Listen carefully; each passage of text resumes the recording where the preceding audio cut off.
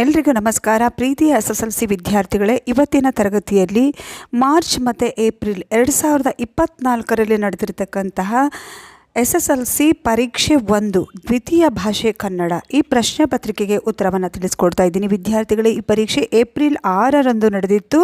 ದ್ವಿತೀಯ ಭಾಷೆ ಕನ್ನಡ 80 ಅಂಕದ ಪ್ರಶ್ನೆ ಪತ್ರಿಕೆ ಇತ್ತು. ಹಾಗಾದರೆ ಪ್ರಶ್ನೆ ಪತ್ರಿಕೆಗೆ ಹೋಗೋಣಲ್ಲ. ಮೊದಲನೇದಾಗಿ ಬಹು ಆಯ್ಕೆಯ ಪ್ರಶ್ನೆ ಅಂದರೆ MCQ ಪ್ರಶ್ನೆ ಇರುತ್ತೆ. ಪ್ರಶ್ನೆಯೊಂದಕ್ಕೆ 1 ಅಂಕ. ಪ್ರಶ್ನೆ 1, ಸವರ್ಣ ದೀರ್ಘ ಸಂಧಿಗೆ ಉದಾಹರಣೆಯಾಗಿರುವ ಪದ. ಆಪ್ಷನ್ಸ್: ರಾಜೇಂದ್ರ, ಮರವನ್ನು, ಮಳೆಗಾಲ, ಹಿಮಾಲಯ. ಇಲ್ಲಿ ಹಿಮಾಲಯ ಅಂತಕ್ಕಂಥ ಪದ ಸವರ್ಣ ದೀರ್ಘ ಸಂಧಿಗೆ ಉದಾಹರಣೆಯಾಗಿದೆ. ಹಿಮ ಪ್ಲಸ್ ಆಲಯ, ಇಲ್ಲಿ ಆಕಾರ ಬರೋದ್ರಿಂದ ಏನಾಗಿದೆ, ಇದು ಆಕಾರ ಅದು ದೀರ್ಘ ಸ್ವರ ಬರೋದ್ರಿಂದ ಸವರ್ಣ ದೀರ್ಘ ಸಂಧಿಗೆ ಉದಾಹರಣೆಯಾಗಿದೆ. ಹಾಗೆ ಪ್ರಶ್ನೆ 2, ಅನ್ವರ್ಥ ನಾಮಪದವಿದು.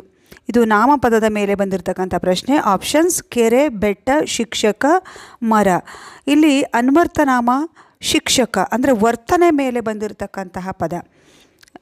ಹಾಗಾಗಿ ಆಪ್ಷನ್ ಸಿ ಶಿಕ್ಷಕ ಕರೆಕ್ಟ್ ಆನ್ಸರ್. ಪ್ರಶ್ನೆ 3, ಪ್ರಥಮ ವಿಭಕ್ತಿ ಪ್ರತ್ಯಯ ಇದು. ಇದು ವಿಭಕ್ತಿ ಪ್ರತ್ಯಯದ ಮೇಲೆ ಬಂದಿರತಕ್ಕಂಥ ಪ್ರಶ್ನೆ. ಆಪ್ಷನ್ಸ್: ಅಲ್ಲಿ, ಉ, ಇಂದ, ಅನ್ನು. ಇಲ್ಲಿ ಪ್ರಥಮ ಉ, ಹಾಗಾಗಿ ಆಪ್ಷನ್ ಬಿ ಕರೆಕ್ಟ್ ಆನ್ಸರ್. ಪ್ರಶ್ನೆ 4, ಮರಗಾಲು ಪದವು ಈ ಸಮಾಸಕ್ಕೆ ಉದಾಹರಣೆಯಾಗಿದೆ. ಪ್ರಶ್ನೆಯಲ್ಲೇ ಇದೆ, ಇದು ಸಮಾಸಕ್ಕೆ ಸಂಬಂಧಿಸಿದಿರ್ತಕ್ಕಂತಹ ಪ್ರಶ್ನೆ.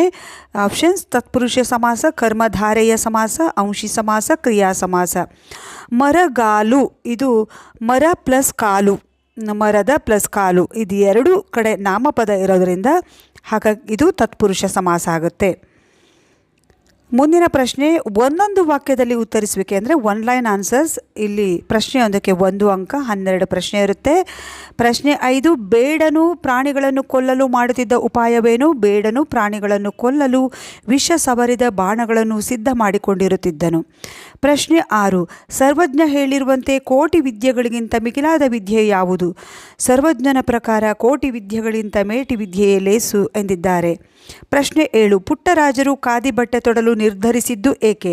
ಪುಟ್ಟರಾಜರು ಸ್ವದೇಶಿ ಆಂದೋಲನಕ್ಕೆ ಕೈ ಜೋಡಿಸುವ ಸಲುವಾಗಿ ಖಾದಿ ಬಟ್ಟೆ ತೊಡಲು ನಿರ್ಧರಿಸಿದರು. ಪ್ರಶ್ನೆ 6, ಹಕ್ಕಿಗಳು ಗೂಡು ಕಟ್ಟುವ ಸಾಮರ್ಥ್ಯಕ್ಕೆ ಮಿತಿಯೊಡ್ಡುವ ಅಂಶಗಳು ಯಾವುವು? ಹಕ್ಕಿಯ ದೇಹ ಸ್ವರೂಪ, ಪರಿಸರದ ವೈಲಕ್ಷಣಗಳು, ಬಲಿ ಬೇಟೆ ಸಂಬಂಧಗಳು ಹಕ್ಕಿಗಳು ಗೂಡು ಕಟ್ಟುವ ಸಾಮರ್ಥ್ಯಕ್ಕೆ ಮಿತಿಯೊಡ್ಡುತ್ತವೆ. ಪ್ರಶ್ನೆ 9, ಹಕ್ಕಿಗೂಡಿನಲ್ಲಿ ಯಾವುದರ ಸಮನ್ವಯತೆ ಇದೆ?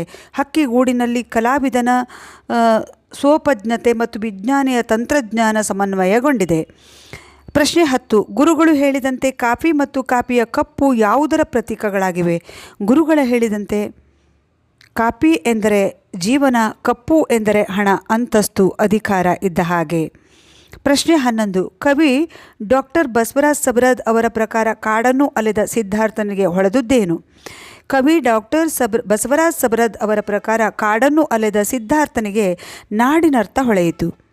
ಪ್ರಶ್ನೆ 12, ತಿಮಿರಕ್ಕೆ ವೈರಿ ಯಾವುದು? ತಿಮಿರಕ್ಕೆ ವೈರಿ ದೀಪ, ಬೆಳಕು. ಪ್ರಶ್ನೆ 13, ಅಡಿಗರು ಹಗಲಿರುಳು ಯಾವುದಕ್ಕೆ ಹೋರಾಡಬೇಕೆಂದು ಹೇಳುತ್ತಾರೆ? ಅಡಿಗರು ಹಗಲಿರುಳು ಹೆಗ್ಗುರಿಯ ಸಾಧನೆಗೆ ಹೋರಾಡಬೇಕೆಂದು ಹೇಳುತ್ತಾರೆ. ಪ್ರಶ್ನೆ 14, ಜನಪದರು ತುಂಬಿದ ಕುಣಿಗಲ್ ಕೆರೆಯನ್ನು ಯಾವುದಕ್ಕೆ ಹೋಲಿಸಿದ್ದಾರೆ? ಜನಪದರು ತುಂಬಿದ ಕುಣಿಗಲ್ ಕೆರೆಯನ್ನು ನಿಂಬೆಹಣ್ಣಿಗೆ ಹೋಲಿಸಿದ್ದಾರೆ. ಪ್ರಶ್ನೆ 15, ಅಕ್ಕ ಮಹಾದೇವಿಯ ಪ್ರಕಾರ ಧನವಿದ್ದವರಲ್ಲಿ ಇರಬೇಕಾದ ಗುಣ ಯಾವುದು? ಅಕ್ಕ ಮಹಾದೇವಿಯವರ ಪ್ರಕಾರ ಧನವಿದ್ದವರಲ್ಲಿ ದಯಾಗುಣ ಇರಬೇಕು ಎಂದು ಹೇಳಿದ್ದಾರೆ. ಪ್ರಶ್ನೆ 16, ಅರ್ಜುನ ಉತ್ತರ ಕುಮಾರನಿಗೆ ದುರಕೆ ಬೆನ್ನು ಹಾಕಿದರೆ ಏನು ಪ್ರಾಪ್ತಿಯಾಗುತ್ತದೆ ಎಂದನು? ದುರಕೆ ಬೆನ್ನು ಹಾಕಿದರೆ ಪಾತಕವು ಅಂದರೆ ಪಾಪ ಪ್ರಾಪ್ತಿಯಾಗುತ್ತದೆ ಎಂದು ಅರ್ಜುನ ಉತ್ತರನಿಗೆ ಹೇಳಿದನು. ಮುಂದಿನ ಪ್ರಶ್ನೆ 3 ಅಥವಾ 4 ವಾಕ್ಯಗಳಲ್ಲಿ ಉತ್ತರ ಬರೆಯೋದು. ಪ್ರಶ್ನೆಯೊಂದಕ್ಕೆ 2 ಅಂಕ ಇರುತ್ತೆ. 8 ಪ್ರಶ್ನೆ ಇರುತ್ತೆ. ವಿದ್ಯಾರ್ಥಿಗಳೇ, ನಾನು ಪ್ರಶ್ನೆ ಮಾತ್ರ ಓದ್ತೀನಿ, ಆನ್ಸರನ್ನು ನೀವು ಸ್ಕ್ರೀನ್ಶಾಟ್ ತೆಗೆದು ಓದಿ.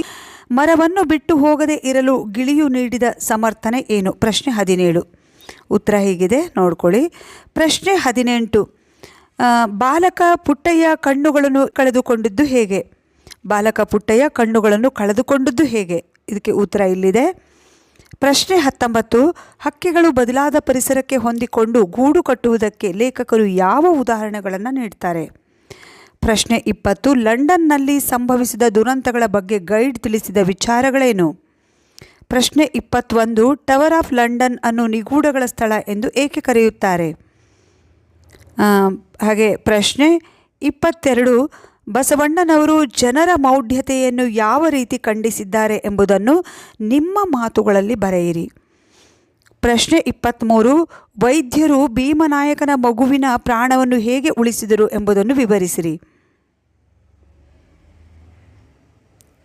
ಹಾಗೆ ಪ್ರಶ್ನೆ 24, ನಾಗರಿಕತೆಯ ಬೆಳವಣಿಗೆಯ ಬಗ್ಗೆ ಕವಯತ್ರಿಗೆ ಯಾವ ಅಳುಕು ಇದೆ ಎಂಬುದನ್ನು ಉದಾಹರಣೆಯೊಂದಿಗೆ ಬರೆಯಿರಿ. ಮುಂದಿನ ಪ್ರಶ್ನೆ, ಕವಿ ಸಾಹಿತಿಯ ಜನ್ಮಸ್ಥಳ, ಕಾಲ, ಕೃತಿ ಮತ್ತು ಬಿರುದು, ಪ್ರಶಸ್ತಿಗಳನ್ನು ಕುರಿತು ವಾಕ್ಯ ರೂಪದಲ್ಲಿ ಬರೆಯುವುದು. ಕವಿ ಪರಿಚಯವನ್ನು ಬರೆಯುವಾಗ ಜನ್ಮಸ್ಥಳ ಮತ್ತು ಕಾಲವನ್ನು ಬರೀಬೇಕಾಗುತ್ತೆ. ಇದಕ್ಕೆ 1 ಅಂಕ ಇರುತ್ತೆ. ಕೃತಿಗಳು ಮತ್ತು ಪ್ರಶಸ್ತಿಗೆ 1 ಅಂಕ. ವಾಕ್ಯ ರೂಪದಲ್ಲಿ ಬರೆಯೋದಕ್ಕೆ ಭಾಷಾ ಶೈಲಿಗೆ ತಪ್ಪಿಲ್ಲದಂತೆ ಸ್ಪಷ್ಟವಾಗಿ ಸರಳವಾಗಿ ಬರೆಯೋದಕ್ಕೆ 1 ಅಂಕ. ಹಾಗಾಗಿ ಕವಿ ಕೃತಿ ಪರಿಚಯಕ್ಕೆ 3 ಅಂಕದ ಪ್ರಶ್ನೆ ಆಗಿರುತ್ತೆ. ಮೊದಲನೇ ಪ್ರಶ್ನೆ ಕುಮಾರವ್ಯಾಸ, ಇದು ನಿಮ್ಮ ಟೆಕ್ಸ್ಟ್ ಬುಕ್ಕಲ್ಲೂ ಕೂಡ ಆನ್ಸರ್ಸ್ ಇದೆ ಕವಿಕೃತಿ ಪರಿಚಯದಲ್ಲಿ.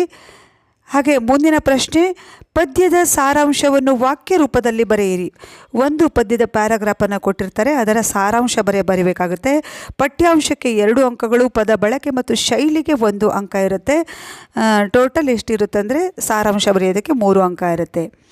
ನೋಡಿ ಇಲ್ಲಿ ಪ್ರಶ್ನೆ 26ರಲ್ಲಿ, ಹಸಿ ಸೌದೆ ಬುಸುಗುಟ್ಟಿ ದನಿಯನೆತ್ತುವುದಲ್ತೆ ಕಿಡಿಸೋಕೆ ಮದ್ದು ಸಿಡಿದಬ್ಬರಿಪುದು ಅಂತಿರದೆ ರವಿಕರಕ್ಕೆ ಕರಗುವಿಬ್ಬನಿಯುಲಿರು ಸಿಡುಕು ಮಿಡುಕನ್ನು ತೊರೆದು ಮೌನಿಯಾಗು ಅಂತಕ್ಕಂತಹ ಒಂದು ಪದ್ಯದ ಪ್ಯಾರಾಗ್ರಾಫನ್ನು ಕೊಟ್ಟಿದ್ದಾರೆ. ಹಾಗೆ ಸಾರಾಂಶ ಕೂಡ ಇದೆ. ಸ್ಕ್ರೀನ್ಶಾಟ್ ತೆಗೆದು ವಿದ್ಯಾರ್ಥಿಗಳೇ ಓದ್ಕೊಳ್ಳಿ. ಹಾಗೆ ಮುಂದಿನ ಪ್ರಶ್ನೆ, ಅಲಂಕಾರವನ್ನು ಹೆಸರಿಸಿ ಲಕ್ಷಣ ಬರೆದು ಸಮನ್ವಯ ಮಾಡೋದು. ಇದಕ್ಕೆ ಸಾಕಷ್ಟು ಉದಾಹರಣೆಗಳನ್ನು ನಾನು ಈಗಾಗಲೇ ವಿಡಿಯೋದ ಮುಖಾಂತರ ಹಾಕಿದ್ದೀನಿ, ವಿದ್ಯಾರ್ಥಿಗಳೇ ಚೆಕ್ ಮಾಡ್ಕೊಳ್ಳಿ. ಅಲಂಕಾರ ಯಾವುದು ಅಂತ ಹೆಸರಿಸೋದಕ್ಕೆ 1 ಅಂಕ.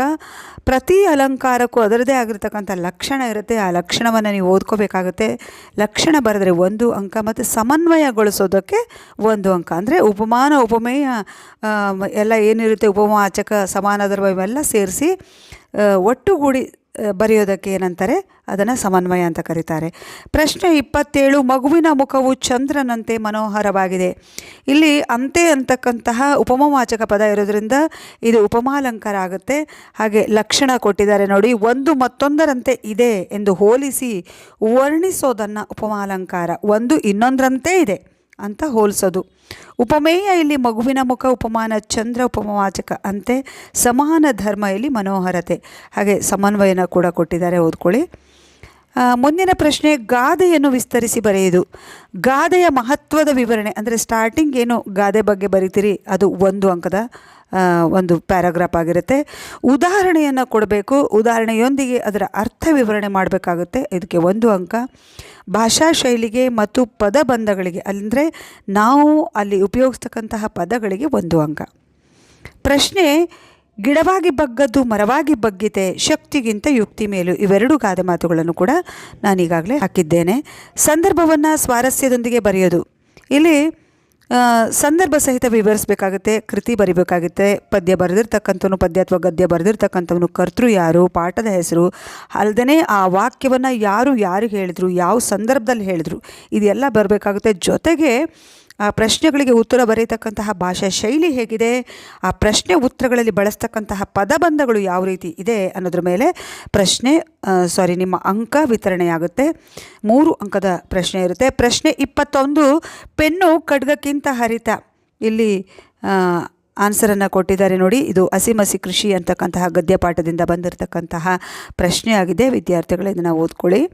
ಹಾಗೆ ಪ್ರಶ್ನೆ 30, ಭಗವಂತ ನಿಮಗೆ ಜೀವನ ಎನ್ನುವ ಕಾಫಿ ಕೊಟ್ಟಿದ್ದಾನೆ. ಇದು ಕಾಪಿ ಕಪ್ಪು ಅಂತಕ್ಕಂತಹ ಪಾಠದಿಂದ ಬಂದಿರತಕ್ಕಂಥದ್ದು. ಡಾಕ್ಟರ್ ಗುರುರಾಜ್ ಕರ್ಜ್ಗಿ ಅವರು ಬರೆದಿರ್ತಕ್ಕಂತಹ ಪಾಠ ಇದು. ವಿದ್ಯಾರ್ಥಿಗಳೇ ನೋಡ್ಕೊಳ್ಳಿ ಇದಕ್ಕೆ ಉತ್ತರವನ್ನು. ಹಾಗೆ ಪ್ರಶ್ನೆ 31, ಗೊತ್ತು ಗುರಿ ಇಲ್ಲದೆ ಕತ್ತಲಲ್ಲಿ ನಡೆದನು. ಇದು ಬೋಧಿ ವೃಕ್ಷದ ಹಾಡು ಅಂತಕ್ಕಂತಹ ಡಾಕ್ಟರ್ ಬಸವರಾಜ್ ಸಬರದ್ ಅವರ ಒಂದು ಪದ್ಯದಿಂದ ಬಂದಿರತಕ್ಕಂತಹ ಪ್ರಶ್ನೆಯಾಗಿದೆ. ಹಾಗೆ ಮುಂದಿನ ಪ್ರಶ್ನೆ 32, ಒಂದು ಜೀವನಕ್ಕೇಕೆ ಹಲವು ಸಾಧ್ಯಗಳು.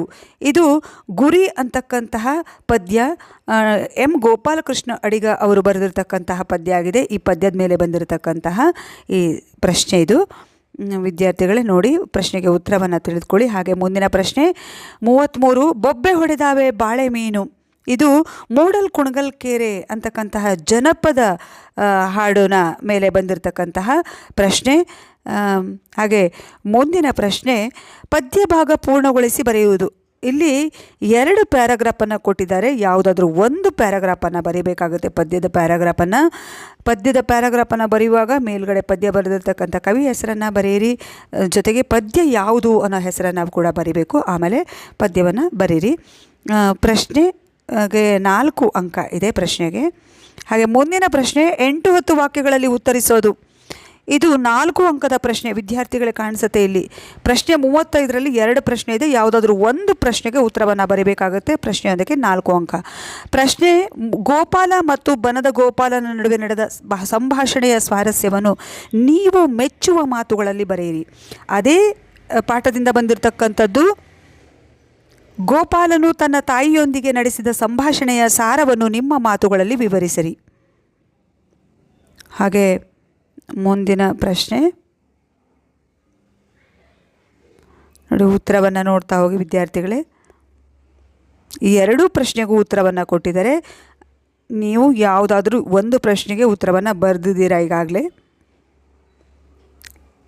ಹಾಗೆ ಮುಂದಿನ ಪ್ರಶ್ನೆ, ಗದ್ಯ ಭಾಗವನ್ನು ಓದಿಕೊಂಡು ಪ್ರಶ್ನೆಗಳಿಗೆ ಉತ್ತರಿಸೋದು. ಇಲ್ಲಿ 2 ಅಂಕದ 2 ಪ್ರಶ್ನೆ ಇರುತ್ತೆ. ಒಂದು ಪ್ಯಾಸೇಜನ್ನು ಕೊಟ್ಟಿರ್ತಾರೆ. ಆ ಪ್ಯಾಸೇಜಲ್ಲಿ ಯಾವುದಾದ್ರೂ ಪ್ಯಾಸೇಜಿಗೆ ಸಂಬಂಧಿಸಿರ್ತಕ್ಕಂಥ 2 ಪ್ರಶ್ನೆ ಇದೆ. ಆ 2 ಪ್ರಶ್ನೆಗಳಲ್ಲಿ ಯಾವುದಾದ್ರೂ ಒಂದು ಪ್ರಶ್ನೆಗೆ ಉತ್ತರವನ್ನು ಬರೆದಬೇಕಾಗುತ್ತೆ. ವಿದ್ಯಾರ್ಥಿಗಳ ಸ್ಕ್ರೀನ್ಶಾಟ್ ತೆಗೆದು ಓದ್ಕೊಂಡಿರಿ. ಹಾಗೆ ಮುಂದಿನ ಪ್ರಶ್ನೆ, ಪ್ರಬಂಧ ಬರವಣಿಗೆ.